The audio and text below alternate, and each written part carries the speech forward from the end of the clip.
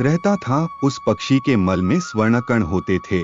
सिंधुक को इस बात का बहुत अभिमान था। एक दिन उस जंगल में एक शिकारी आया। शिकारी अपने रास्ते से जा रहा था। जाते हुए रास्ते में उसे सिंधुक पक्षी दिखा। शिकारी पक्षी को अनदेखा करके अपने रास्ते जाने लगा।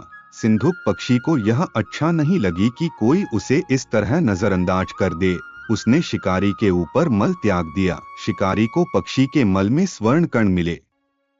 शिकारी ने स्वर्ण कणों के लालच में जाल फैलाकर पक्षी को पकड़ लिया।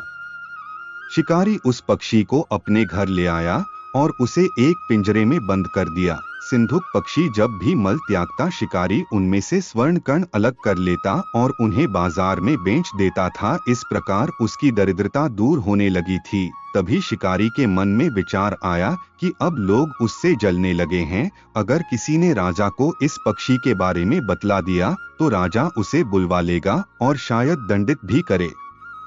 अपने इस डर के कारण शिकारी सिंधुक पक्षी को लेकर राजा के सामने पेश हो गया और उसे पूरी बात बतला दी।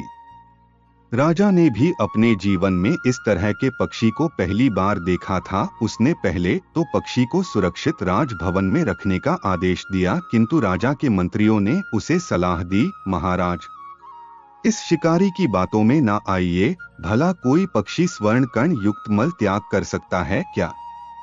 इस पक्षी को राजभवन में रखने से लोग हमारा उपहास उड़ाएंगे। राजा को मंत्री की बात उचित लगी। उसने सिंधुक पक्षी को आजाद कर दिया और शिकारी को जाने दिया। जाते जाते सिंधुक पक्षी राज्य के प्रवेश द्वार पर बैठ गया और स्वर्ण कण युक्त मल त्याग कर दिया और जाते हुए कहता गया, पहले तो मैं मूर्ख था जिसने अपने घमंड में शिकारी के ऊपर स्वर्ण कण युक्त मल त्याग दिया। फिर शिकारी भी मूर्ख था जो डर के कारण मुझे राजा के पास ले आया, और इस राज्य का राजा भी मूर्ख निकला जिसने बिना सोचे समझे अपने मूर्ख मंत्रियों की सलाह मानकर मुझे छोड़ दिया। इस राज्य में सभी मूर्ख हैं, इसे ही कहते हैं मूर्ख मंडली।